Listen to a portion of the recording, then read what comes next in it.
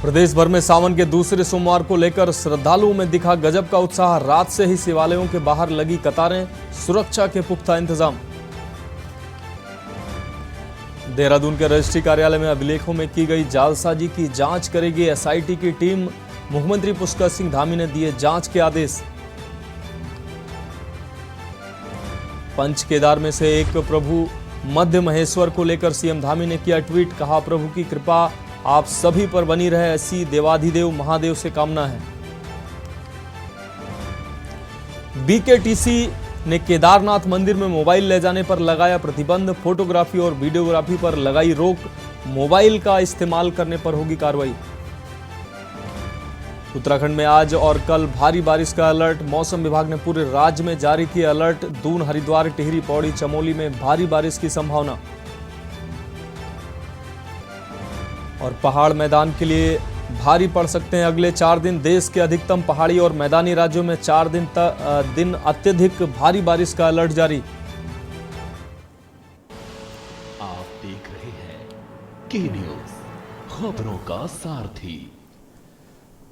नमस्कार, खबर उत्तराखंड में आपका स्वागत है। मैं हूं आपके साथ मनोज मानस। रुक करेंगे खबरों का। खबर देहरादून से है, जहां पूर्व कांग्रेस प्रदेश अध्यक्ष गणेश गोदयाल ने बद्रीनाथ केदारनाथ मंदिर समिति के मोबाइल प्रतिबंध के फैसले पर कटाक्ष किया है। गणेश गोदयाल का कहना है कि मंदिर समिति की ओर से वीआईपी और वीवीआईपी के आगमन पर नियमों को ताक पर रखकर केदारनाथ मंदिर के गर्भगृह में कैमरे ले जाने दिए गए, जिसके चलते आज मंदिर समिति को मोबाइल पर प्रतिबंध लगाना पड़ रहा है। आपको बता दें कि केदारनाथ मंदिर में मोबाइल फोन को लेकर प्रवेश करने पर प्रतिबंध लगा दिया गया है। बीकेटीसी ने मंदिर के भीतर फोटोग्राफी और वीडियोग्राफी को पूरी तरह से वर्जित कर दिया है। बद्रीनाथ केदारनाथ मंदिर समिति ने हाल ही में वायरल वीडियो की घटनाओं को लेकर कड़े कदम उठाए हैं।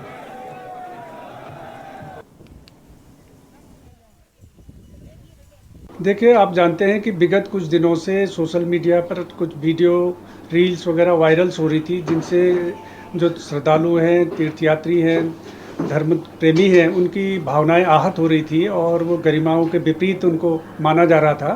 तो इसको देखते हुए बद्रीनाथ केदारनाथ मंदिर समिति ने जो मंदिर के भीतर रील्स, फोटोग्राफी, वीडियोग्राफी इत्यादि जो हो रही थी और मंदिर परिसर में, हमने उसको प्रतिबंधित कर दिया है।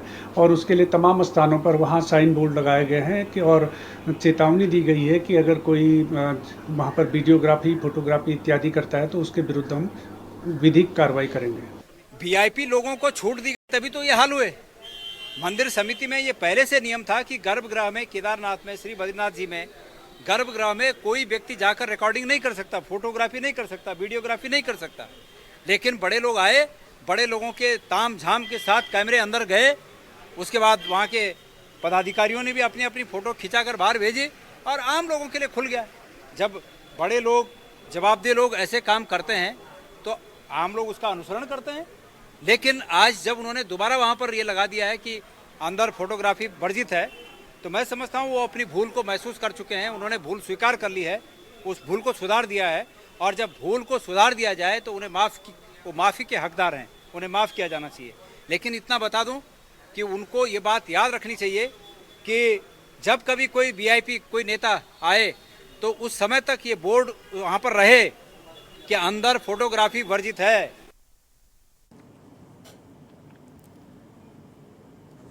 अब बात करेंगे अगली खबर के। उत्तराखंड राज्य आंदोलनकारी मंच के आह्वान पर मजबूत भू कानून और मूल निवास लागू कराने को लेकर कई संस्था और संगठनों के साथ बैठक की गई है। बैठक में मांग उठी है कि पृथक उत्तराखंड बनाने का जो उद्देश्य था वह आज तक अधूरा लगता है। यदि मजबूत भू कानून होता तो हिमाचल की तरह हम अपनी कृषि, बागवानी, बुग्याल, तो निश्चित ही हमें पलायन के साथ प्रदेश की संस्कृति और रोजगार में मदद मिलती। बैठक में निर्णय लिया गया कि अगर राज्य सरकार जल्द ही सशक्त भू कानून नहीं लाती है तो फिर सड़कों पर उतरकर उसके खिलाफ आंदोलन किया जाएगा।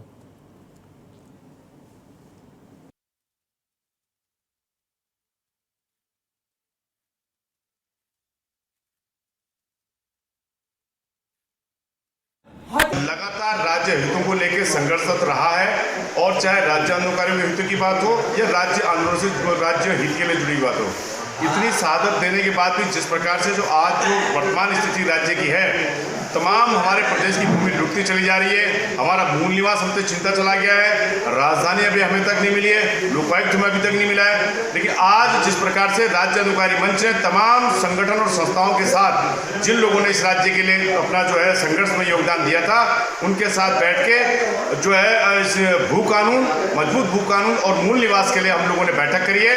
आगामी क्रांति दिवस 9 अगस्त के दिन हम लोग मुख्यमंत्री आवास कूच करेंगे और तमाम राज्य से जो भी यहाँ पे राज्य हित के लोग, जो संस्थाएं जो काम करती हैं, जो लड़ती हैं, जो संघर्ष के लोग हैं, वो उस दिन उस जुलूस में शामिल होंगे। अगली खबर डोईवाला से, जहां क्षेत्र में हुई लगातार बारिश के बाद सुसवा नदी में आई बाढ़ से काफी नुकसान हुआ है। प्रभावितों की शिकायत पर आज देहरादून के एडीएम प्रशासन एसके वरणवाल और डोईवाला के एसडीएम शैलेंद्र सिंह नेगी के साथ लोक निर्माण विभाग और सिंचाई विभाग के अधिकारियों ने क्षेत्र में बाढ़ से हुए नुकसान का जायजा लिया और बाढ़ से बुल्लावाला पुल को पहुंचे नुकसान का निरीक्षण कर लोक निर्माण विभाग के अधिकारियों को तत्काल प्रभाव से पुल की सुरक्षा, दीवार के साथ ही नदी से हो रहे कटाव को रोकने के उचित प्रबंध करने के दिशा निर्देश दिए गए।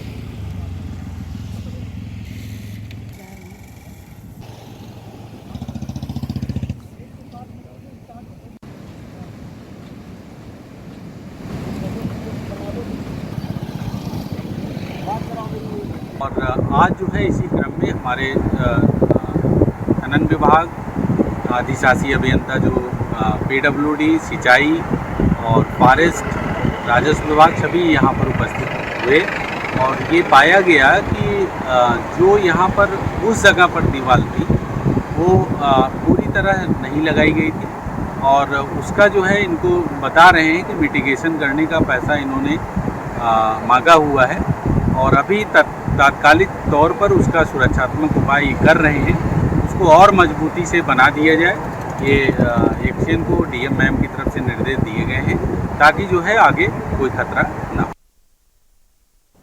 रुक करेंगे अगली खबर का। मैदानी क्षेत्रों में लगातार हुई मूसलाधार बारिश के कारण आम जनजीवन पूरी तरह से प्रभावित हो गया है। जनपद हरिद्वार में कई क्षेत्र जलमग्न हो गए हैं, कई गांव में पानी भरा हुआ है। बाढ़ आने के कारण किसानों की खेती पूरी तरह से बर्बाद हो गई है। गांव में जमे पानी से बड़ी महामारी का खतरा भी मंडराने लगा है। जल भराव के बाद सैकड़ों परिवार अपने घरों को छोड़ने के लिए मजबूर हैं। घरों में पानी बढ़ता देख कई लोगों ने अपने बच्चों को दूसरी जगह पहुंचा दिया है। वहीं नगर पालिका की टीम भी कस्बे में भरे पानी को पंप के माध्यम से निकालने में जुटी हुई है। प्रशासन ने भी मंगलौर क्षेत्र को आपदाग्रस्त क्षेत्र घोषित कर दिया है। होता है ना, बारिश ज़्यादा होने के कारण जो है जैसे सब जगह पानी आया तो मंगलौर में भी उसी क्रम में पानी आया और आपका खालसा, वाल्मीकि बस्ती, बंदर टोल, टोली, आपका ईदगाह रोड, इस्लाम नगर, सब जगह जल भराव की स्थिति है। और हमने जगह जगह जो है पंप लगा रखे हैं। लगभग 14 पंप जो है इस समय मंगलौर में चल रहे हैं, जो रात दिन जो है पानी निकाले और पानी निकाल के वो जो है उसको रिझाई में डाल रहे हैं। और जहाँ जहाँ जल भराव पानी भरा हुआ है वहाँ बीमारी ना फैले उसके लिए हमने जो है कीटनाशक दवाइयों का छिड़काव भी पानी में करा रहे हैं ताकि लार्वा पैदा ना हो। और मेन समस्या जो थी इसकी, जो हमारा मंगलौर का नाला है, ऐसा लग रहा है कि शायद पानी जो है नाले का बैक मार रहा है और वो बस्ती के अंदर जा रहा। उसके लिए हमने पोकलैंड की व्यवस्था करी। हालांकि पोकलैंड हमें यहाँ मिल नहीं पा रही थी, तो हरिद्वार या देहरादून में अवेलेबल थी। हरिद्वार से हमने पोकलैंड अरेंज करी है, कल आ गई थी और आज सुबह पोकलैंड का काम। पानी को यहाँ 4 दिन हो गए हैं और चेयरमैन या विधायक ना के देखा नहीं। यहाँ पे कुछ परिवार यहाँ के जा चुके छोड़ के, 2 मकान आगे गिर गए हैं, कॉलोनियाँ कटी हुई, निकासी नहीं है, नाले में पानी नहीं गिर रहा है, गंदा पानी, बच्चे बीमार हो चुके, गंदे नाली के कीड़े आ रहे हैं। वो जो एहसान मेंबर है हमारे यहाँ, वो सिर्फ एक आदमी यहाँ मेहनत कर रहा है और भागा फिर रहा है।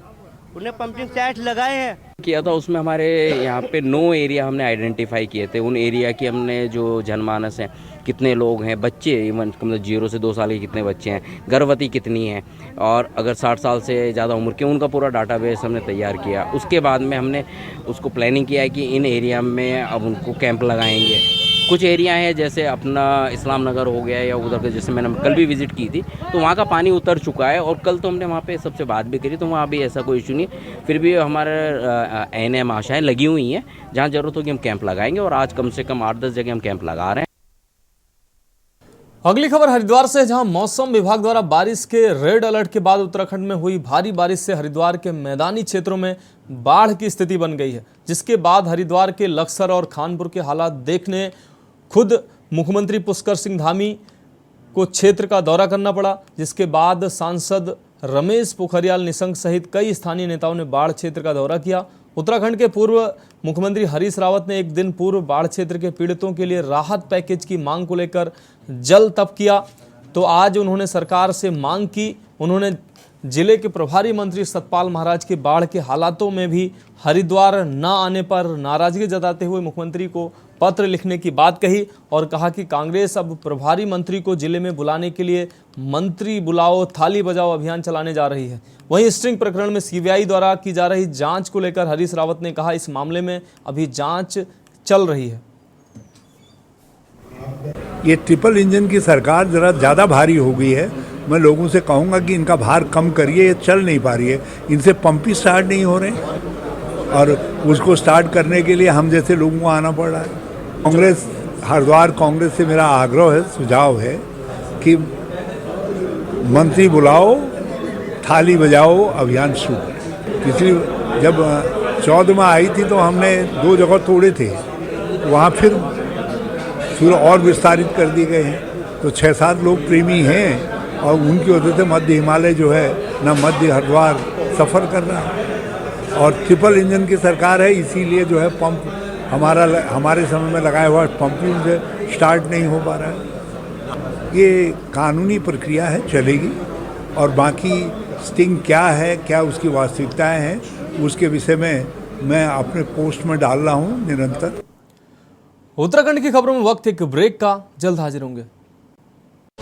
आप देख रहे हैं के न्यूज, खबरों का सारथी। ब्रेक के बाद उत्तराखंड की खबरों में एक बार फिर से आपका स्वागत है। खबर हल्द्वानी से है, जहां प्रकृति पूजन का प्रतीक हरेला लोक पर्व धूमधाम से मनाया गया है। हरेला पर्व की पूर्व संध्या पर डिकर पूजन की परंपरा भी निभाई गई। सुबह से ही मंदिर में लोगों का तांता लगा रहा। शास्त्रों के अनुसार कुमाऊं में हरेला पर्व से ही श्रावण मास और वर्षा ऋतु का आरंभ माना जाता है। इस मौके पर जगह जगह पौधरोपण का कार्यक्रम का आगाज हुआ। नगर निगम की ओर से रानीबाग चित्र शिला घाट में मेयर डॉक्टर जोगेंद्र पाल सिंह रोतेला और नगर आयुक्त द्वारा अपनी टीम के साथ पौधारोपण किया गया।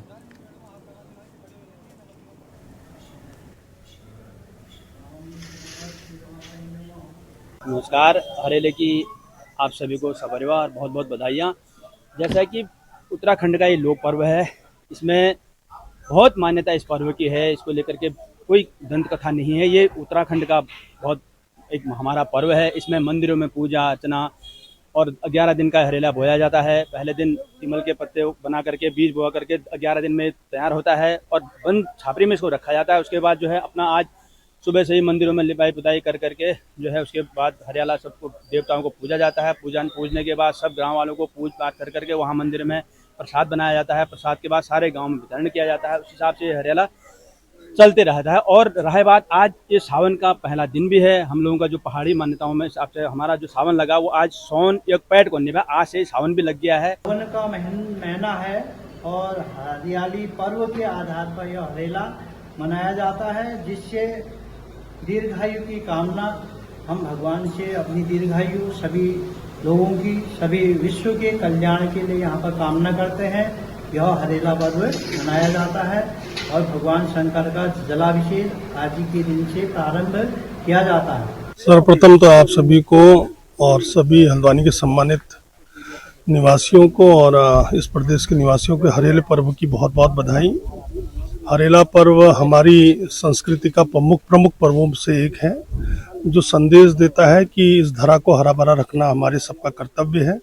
आज इसी निमित्त हम लोग विद्युत सौदागृह में रानीबाग क्षेत्र में लगभग 150 वृक्षों का यहाँ पर रोपण कर रहे हैं, पौधों का रोपण कर रहे हैं, जिसमें फॉरेस्ट डिपार्टमेंट से हमें पेड़ मिले हैं। कई प्रजातियों के पेड़ हैं, परिजात से लेकर आम से लेकर आंवले से लेकर नीम से लेकर कई प्रकार के पेड़ जो औषधि पूर्ण है वो पेड़ हैं। और इस विद्युत सौदागृह में कल को लोगों को छाया देंगे, शुद्ध वायु देंगे, सभी को लाभ देंगे। अब बात अगली खबर की। हर वर्ष की तरह इस वर्ष भी जोल कांडे में जिला प्रशासन और वन विभाग के साथ मिलकर विधायक कपकोट सुरेश गढ़िया व जिला पंचायत अध्यक्ष वसंती देव ने वृक्षारोपण किया। विधायक कपकोट का कहना है कि प्रदेश सरकार जल जंगल जमीन बचाने के लिए लगातार प्रयासरत है। बागेश्वर में एक बृहद जंगल बनाने की दिशा में हम कार्य कर रहे हैं। वहीं बागेश्वर के प्रथम उद्योगपति दिलीप सिंह खेतवाल का कहना है कि जब तक बागेश्वर के जंगलों से धीरे धीरे चीड़ के जंगल हटाकर चौड़ी पट्टी वाले जंगल विकसित नहीं किए जाएंगे, तब तक पर्यावरण संरक्षण का प्रतीक हरेला पर्व फलीभूत नहीं होगा। सभी जनपद वासियों को हरेला पर्व की हार्दिक शुभकामनाएं और ये हम अपनी ऐसे ही संस्कृति को, लोक संस्कृति को ऐसे ही बचाते रहें और अपने पर्यावरण के साथ सामंजस्य बैठा के चलते रहें। जैसा कि हम लोगों ने बागेश्वर जनपद में एक लक्ष्य रखा है, 6,51,000 पौधे हम इस पूरे महीने में लगाने का एक लक्ष्य है, सारे जिसमें डिपार्टमेंट सहयोग करेंगे। ग्राम प्रधानों से भी निवेदन किया गया है कि गाँव-गाँव में भी ये पौधारोपण किया जाएगा। हमारा जो है मुर्दे जलाने की जो लकड़ी आती है वो हल्द्वानी से आ रही है। सरकार को अपना एक मॉडल ये तैयार करना चाहिए कि 1 किलोमीटर जो चीड़ के पेड़ हैं उसको हर साल काटते जाए, उसमें एक नया वन लगाई जाए और उन जो वो चीड़ है उस चीड़ से जो है जो हमारा ये सौदा होता है कि हरेला से लेके घ्यूतियार महीने तक 1 महीने तक हम विविध वृक्षारोपण करेंगे और हर जगह जहां हमको ज़मीन मिलेगी उन जगहों पर हम पेड़ लगाकर 4-5 साल तक उस रेंज को हरा भरा करके एक बृहद जंगल बनाने का संकल्प भी लिया है। प्रदेश सरकार भी लगातार प्रयास कर रही है। खबरों में वक्त है एक और ब्रेक का, जल्द हाजिर होंगे। आप देख रहे हैं उत्तराखंड की खबरों में स्वागत है। बात करेंगे अगली खबर की। उत्तराखंड का ऐतिहासिक हरेला पर्व विभिन्न राजनीतिक सामाजिक संगठनों के साथ ही शिक्षण संस्थानों, सरकारी और अर्ध सरकारी कार्यालयों के अधिकारियों और कर्मचारियों के द्वारा शहर के विभिन्न स्थानों पर बृहद वृक्षारोपण कार्यक्रम इस दौरान आयोजित किया गया। इस अवसर पर श्री सनातन धर्म संस्कृत महाविद्यालय के अध्यक्ष उपेंद्र पवार ने कहा कि हरेला पर्व उत्तराखंड का ऐतिहासिक पर्व है और इस अवसर पर वृक्षारोपण कार्यक्रम आयोजित किया जाता है। और आज संस्कृति महाविद्यालय में भारत की सीमा पुलिस बल के जवानों के साथ छात्र छात्राओं और शिक्षक शिक्षिकाओं ने वृक्षारोपण कर पर्यावरण संरक्षण का संदेश दिया है। इस अवसर पर संस्कृत महाविद्यालय की प्रभारी प्राचार्य मीनाक्षी चौहान ने कहा कि हरेला पर्व शुभ समृद्धि का पर्व है और श्रावण मास में संक्रांति के दिन इस पर्व को मनाया जाता है। इस अवसर पर भाजपा मंसूरी मंडल अध्यक्ष राकेश रावत ने कहा कि हरेला पर्व ग्राम पंचायत क्यारकुली भट्टा द्वारा अब तक 40,000 पौधे रोपे गए हैं। उन्होंने कहा कि हमें पूरे वर्ष इन पौधों की देखभाल करनी चाहिए।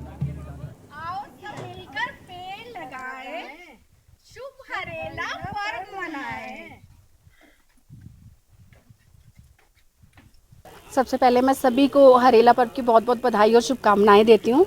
और इस बार महिला मोर्चा ने एक डिफरेंट सोच के साथ हरेला पर्व मनाया। हमने उतने ही पेड़ लिए हैं जितने की देखरेख की जा सकती है। हमने क्योंकि सावन का महीना है तो उसको ध्यान में रखते हुए रुद्राक्ष के पेड़ लगाए हैं 2। इसी के साथ हमने पड़ंग का पेड़ लगाया और कचनार का पेड़ हमने ये सोच के लगाया कि उसके पत्ते गौ माता उसका भोजन करती है, वो पत्ते गौ माता खाती है। तो हमने ऐसे पेड़ लगाए हैं जिसको यूज़ किया जा सकता है और जिनकी केयर हो सकती है। और उसके बाद हम सब मातृशक्ति ने एक साथ चूड़ियाँ पहनी हैं, हरी चूड़ियाँ पहन के हमने हरेला पर्व को अच्छे से मनाया। सबसे पहले मैं सभी देशवासियों को हरेला दिवस की बहुत शुभकामनाएं देता हूँ। हरेला दिवस का मतलब ये है, जैसे हमारा संविधान दिवस होता था वैसे इसमें हम क्या करते हैं, पौधे लगाते हैं, वृक्षारोपण होता है। इस तरीके से हमारे पास कुछ मिलिट्री उसके ITBP के जवान आए थे, 15-20 जवान थे। हमने यहाँ वृक्षारोपण का कार्यक्रम रखा था और बहुत ही अच्छी तरह से किया गया। और मैं चाहता हूँ आगे के लिए इसको और बढ़ावा दिया जाएगा। बच्चों को हरेला दिवस खुद में एक हरेला दिवस का नाम क्या है, इसमें हरा रंग जो हरीश रावत ने दिया है ना, ये हमारा हरा दिवस ये हरा है जो हमें जान बचाता है, ऑक्सीजन कम देता है हमें। ये हरियाली जो होती है, पेड़ पौधे जो लगते हैं हरे, इन्हीं से हमें सब कुछ मिलता है। मैं चाहता हूँ ये तो रोज ही हो जाए तो अच्छा है। मेरा नाम मीनाक्षी चौहान है। मैं श्री सनातन संस्कृत महाविद्यालय में प्रभारी प्राचार्य के पद पर हूँ। आज जो है ITBP द्वारा हमारे विद्यालय में जो है हरेला पर्व मनाया जा रहा है। ये जो पर्व है ये जो है सुख समृद्धि से रिलेटेड पर्व है और इसमें जो है हरेला, जैसे इसका नाम ही हरेला है, यानी ये हरियाली से संबंधित पर्व है। और ये संक्रांति के दिन मनाया जाता है। 3 बार साल में 3 बार जो है चैत्र, श्रावण और अश्विन 3 माह में ये मनाया जाता है, लेकिन विशेषकर श्रावण मास में मनाया जाता है। और आज के दिन से श्रावण के जो आज हरेला पर्व होता है, आज से जो है इसका शुभारंभ हो जाता है हमारे श्रावण मास का। रुक करेंगे अगली खबर को। उत्तराखंड में अग्निपथ योजना पर सियासी संग्राम छिड़ गया है। कांग्रेस मुख्यालय देहरादून में पूर्व कांग्रेस के प्रदेश अध्यक्ष गणेश गुदियाल ने प्रेस वार्ता की, जिसमें उन्होंने अग्निपथ योजना को लेकर केंद्र सरकार पर जमकर निशाना साधा। गणेश गुदियाल ने भाजपा को चैलेंज किया कि यदि अग्निपथ योजना इतनी ही युवाओं के हित में है तो भाजपा सरकार इसके फायदे गिनाए। उन्होंने यह भी कहा कि कांग्रेस इस योजना के नुकसान गिनाने के लिए पदयात्राएं निकालेगी, घर घर जाकर लोगों को इसके नुकसान गिनाएगी।